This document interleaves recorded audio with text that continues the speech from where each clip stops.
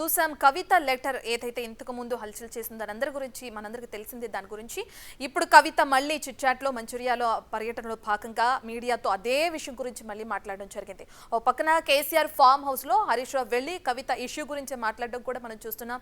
ఒక పక్కన అక్కడ హరీష్ కేసీఆర్ మధ్య మంతనాలు జరుగుతుంటే ఇటు పక్కన కవిత మాత్రం అదే టాపిక్ ని మళ్ళీ తెరపైకి తీసుకొస్తూనే ఉన్నారు. తన తండ్రిని కలవలేకపోయాను, అవకాశం వచ్చిన తర్వాత కూడా అని చెప్పి కవిత అంటున్నారు. నిజంగా కవితే తండ్రిని కలవలేదా, లేదంటే కవిత తన తండ్రి కేసీఆర్ ని కలవటానికి ఎవరైనా అడ్డుపడుతున్నారా? ఇద్దరి మధ్య ఉన్న అడ్డంకులు ఏంటి? కవిత లెటర్ రాసి దాని గురించే పదే ప్రస్తావిస్తున్నా ఎందుకు మరి కేసీఆర్ కవితని కలిసి దాని గురించి మాట్లాడే ప్రయత్నం చేయట్లేదు? అసలు బీఆర్ఎస్ నుంచి ఎవరు కూడా ఎందుకు స్పందించట్లేదు కవిత లెటర్ గురించి అని కూడా తెలియాల్సింది. మరోవైపు ఇప్పుడు ఫామ్ హౌస్ లో అటు హరీష్ రావు కానీ కేసీఆర్ కానీ కవిత ఎపిసోడ్ పై కూడా చర్చిస్తున్నారు. దీని తర్వాత అటు హరీష్ ఏమైనా మాట్లాడే అవకాశం ఉందా, కేసీఆర్ ఏమైనా బయటకు వచ్చి మాట్లాడే అవకాశం ఉందా అనేది కూడా మనకు తెలియాల్సింది. ఇక దాన్ని పక్కన పెడితే ఇప్పుడు మంచిర్యాలలో ఏదైతే పర్యటిస్తున్నారు కవిత, అందులో భాగంగా మీడియా ప్రతినిధులతో చిట్చాట్లో చేశారు. ఆ చిట్చాట్లో భాగంగా మళ్ళీ అదే లెటర్ గురించి ప్రస్తావించడం కూడా మనం చూస్తున్నాం. లెటర్ రాయడం అసలు తప్పే కాదంటున్నారు కవిత. అసలు నేను రాసిన లెటర్ని ఎవరు బయటకు తెచ్చారో వారిని పట్టుకోవాలి, అసలు వాళ్ళు ఎవరో కూడా బయట పెట్టాలి అని చెప్పి కూడా కవిత డిమాండ్ చేస్తున్నారు. తనకేం ప్రత్యేక అజెండా లేదంటున్నారు కవిత. కాళేశ్వరం ప్రాజెక్టు విషయంలో కేసీఆర్ కి నోటీసులు వస్తే బీఆర్ఎస్ తరపు నుంచిన సీనియర్ నేతలు ఎందుకు స్పందించలేదు అని చెప్పి కూడా ప్రధానంగా కవిత ప్రశ్నిస్తున్నారు. ఇదంతా కూడా ప్రజల్లో ఉన్న మాటలు, ప్రజల మనసులో ఏదుందో అదే నేను లెటర్ రూపంలో నా తండ్రికి లెటర్ రాశానని చెప్పి కూడా కవిత ఈ సందర్భంగా తెలియజేశారు.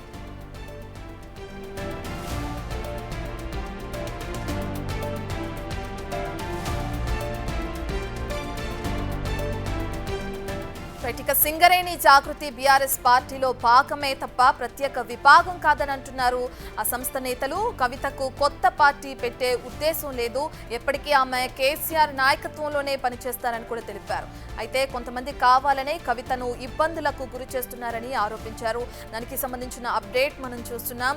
ఇప్పటికే సింగరేణి జాగృతికి సంబంధించిన వాళ్ళని కలవటానికి కవిత పర్యటిస్తున్నట్లు కూడా మనకు తెలుస్తుంది.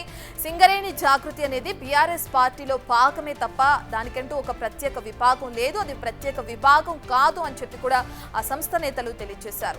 కవిత ఇక లెటర్ రాసిన క్రమంలో కొత్త పార్టీ పెడుతుంది, ఖచ్చితంగా బీఆర్ఎస్ నుంచి కవిత బయటకు వచ్చేస్తుంది, సొంత పార్టీ పెట్టే అవకాశాలు ఎక్కువగా ఉన్నాయని చెప్పి ప్రతి ఒక్కరు ఆరోపించడం కూడా మనం చూసాం. దీని గురించి చాలా వరకు డిబేట్స్ నడవడం కానీ అందరూ కూడా దీని గురించి మాట్లాడడం కానీ మనకు తెలిసిన విషయమే. ఇక ఆ క్రమంలో కవిత కొత్త పార్టీ పెట్టే ఉద్దేశం లేదు కవితకి, ఎప్పటికీ ఆమె కేసీఆర్ నాయకత్వంలోనే పనిచేస్తారని కూడా వాళ్ళు తెలియజేస్తున్నారు.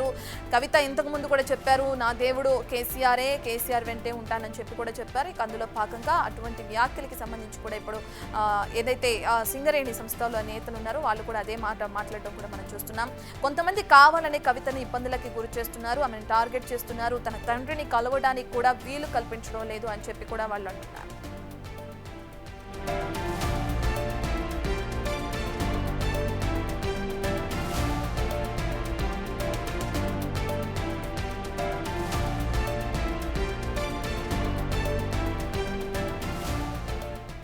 దీనికి సంబంధించిన పూర్తి డీటెయిల్స్ అందించడానికి అసోసియేట్ ఇన్పుట్ ఎడిటర్ నగేష్ అందుబాటులో ఉన్నారు.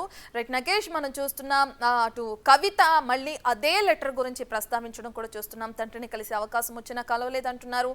మరోపక్క చూసుకుంటే కవిత ఏదైతే సింగరేణి జాగృతికి సంబంధించి బీఆర్ఎస్ పార్టీలో భాగమే అని చెప్పి కూడా కొన్ని కామెంట్స్ చేస్తున్నారు సంస్థ నేతలు కవితకు సంబంధించి. దీనికి సంబంధించిన డీటెయిల్స్ ఏ విధంగా ఉన్నా ఎలా చూడొచ్చు అంటారు? మళ్ళీ కవిత వార్తల్లో ఉండే విధంగానే మళ్ళీ చిట్చాట్ చేసిందని చెప్పొచ్చు. మంచిర్యాలలో జాగృతికి సంబంధించిన ఎవరైతే చనిపోయారో అతన్ని వాళ్ళ కుటుంబాన్ని, అలాగే ఒక జర్నలిస్ట్ మునూరు కుటుంబాన్ని కూడా పరామర్శించడానికి మంచిర్యాలకు వెళ్లారు. అంటే నిన్న చిట్చాట్ తర్వాత బోనాలకు వెళ్లారు, ఇక్కడ మేడ్చల్ జిల్లాకి, తదుపరి ఇవాళ మంచిర్యాలకు వెళ్లారు. కానీ మొత్తానికైతే మళ్ళీ మీడియా ప్రతినిధుల చిట్చాట్ నాకు ప్రత్యేక ఎజెండా అంటూ ఏమీ లేదు, పెద్ద ఆయనను ఎవరేమన్నా అంటే కేసీఆర్ ను ఎవరేమన్నా ఊరుకోననే విషయాన్ని ఆమె కరాఖండిగా చెప్పారు. అంటే ఎన్నో ఆవేదనలు భరించలేక పార్టీని కాపాడుకోవాలనే లేఖ రాసిన అన్నారు.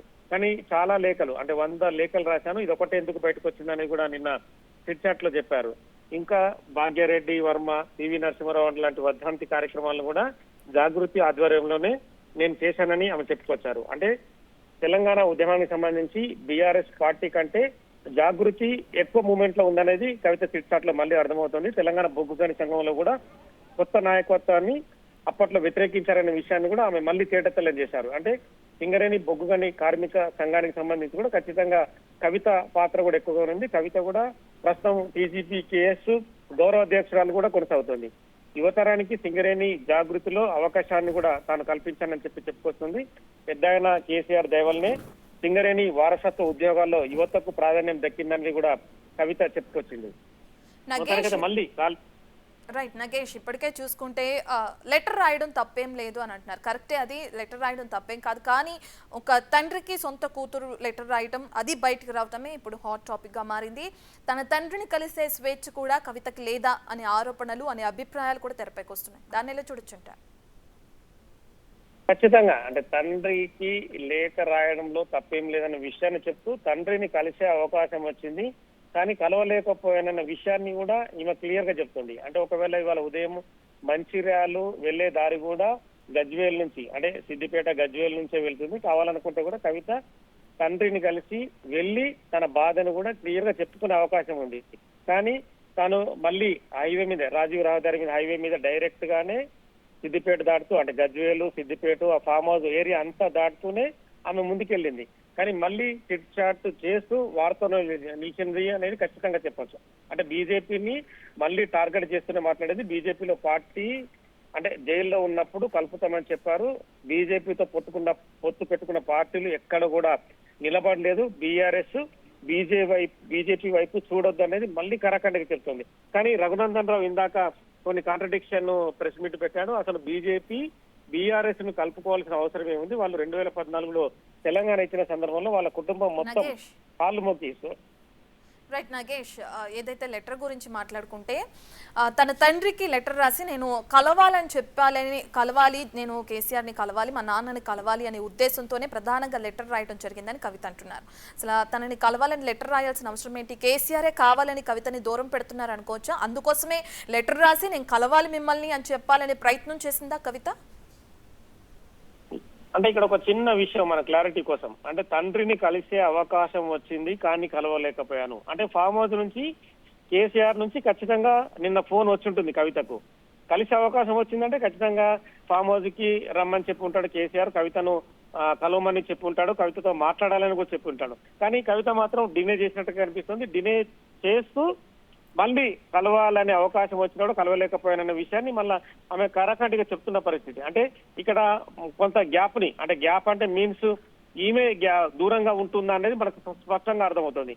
ఒకవేళ ఈమె ఎమ్మెల్సీ హోదా కావచ్చు, అంటే మాజీ ముఖ్యమంత్రి హోదాలో ఉన్న కేసీఆర్ కావచ్చు, తండ్రి ఆ కేసీఆర్ కి ముద్దుల కూతురుగా కూడా కవిత ఉంది.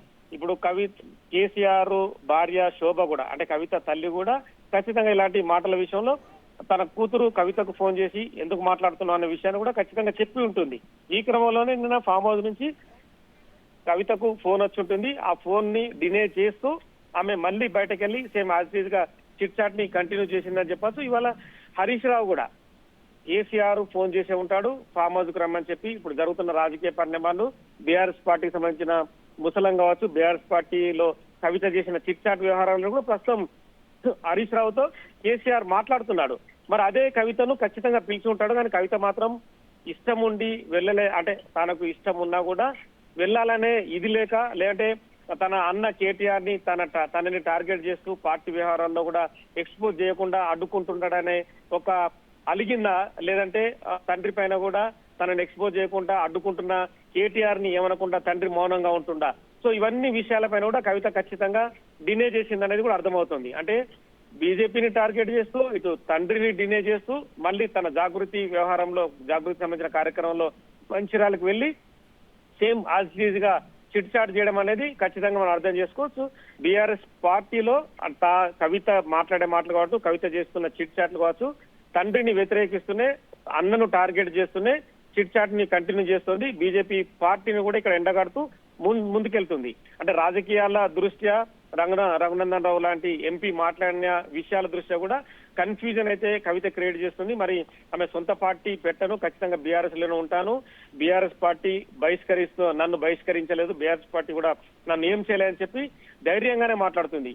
ఎవరన్నా నన్ను బహిష్కరించే ధైర్యం ఉందని కూడా క్వశ్చన్ చేస్తుంది. సో ఇవన్నీ వ్యవహారాలు కూడా ఖచ్చితంగా పార్టీని ఇరుకున పెట్టే విధంగా ఉన్నాయి. నిన్న వినోద్, మాజీ ఎంపీ వినోద్ కూడా కవిత అసంతృప్తి ఉంది, కవిత ఇబ్బంది పడ్డట్టుగా కనిపిస్తుంది, ఆ ఇబ్బందులు ఇప్పటి వరకు తమకు తెలియదు, ఖచ్చితంగా వీటిపైన కవితతో మాట్లాడతాను, చర్చిస్తాను, మళ్ళీ కేసీఆర్ తో మాట్లాడతాను అన్న విషయాలను కూడా ఆయన చెప్పుకొచ్చాడు. సో ఓవరాల్ గా రకరకాల ఇష్యూస్ అయితే బీఆర్ఎస్ పార్టీలో కొనసాగుతున్నాయి. కానీ నేరుగా మీడియా ముందు ఏ విషయం మాట్లాడకుండా కేవలం చిట్ చాట్ లోనే తండ్రిని కలవాలనుకున్న మిగతా వ్యవహారాలకు సంబంధించి కూడా సేమ్ యాజ్ టీజ్ గా కంటిన్యూ చేస్తూ కవిత రాజకీయాలు అంటే బీఆర్ఎస్ పార్టీకి సంబంధించిన పార్టీని ఎక్స్పోజ్ లో ఉంచుతూ కవిత కూడా ఎక్స్పోజ్ లో ఉంటూ అయితే చిట్ చాట్ చేస్తుంది. Right, thank you Nagesh. మంచిర్యాలలో పర్యటిస్తున్నారు అటు కవిత, మళ్ళీ అదే లెటర్ గురించి మాట్లాడడం కూడా జరిగింది. ఇంతకు ముందు ఏదైతే లెటర్ గురించి ఒక ఇష్యూ జరిగిందో అదే మళ్ళీ ప్రస్తావిస్తున్నారు కవిత. తన తండ్రిని కలవాలనుకున్నాను కానీ కలవలేకపోయానని, కలిసే అవకాశం వచ్చినా కలవలేకపోయానని చెప్పి కూడా కవిత అంటున్నారు. ఇక అదే విధంగా తనని ఇబ్బందులు పాలు చేస్తున్నారని, అసలు లెటర్ రాయటమే తప్పు కాదు, లెటర్ రాసింది ఎవరో ఫస్ట్ పట్టుకోవాలని చెప్పి కూడా కవిత అంటున్నారు. ఇక అందరినీ టార్గెట్ చేస్తూ అదే విధంగా తండ్రికి కొన్ని ప్రశ్నలు సంధిస్తూ కూడా లెటర్ రాయటం జరిగింది. దాని గురించి మళ్ళీ ప్రస్తావిస్తున్నారు. దీనివల్ల టీఆర్ఎస్ పార్టీకి ఒక విధంగా చెప్పుకోవాలంటే చాలా వరకు డ్యామేజ్ జరిగే అవకాశం కూడా కనిపిస్తుంది.